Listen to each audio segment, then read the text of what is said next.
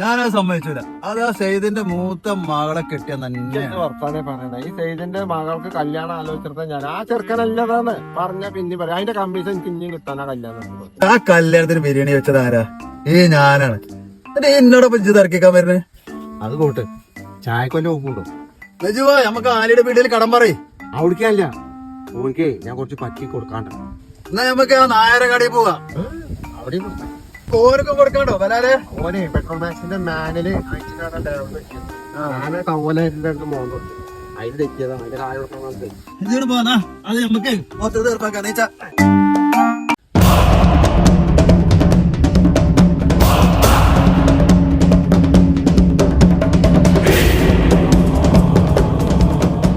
A few hours later.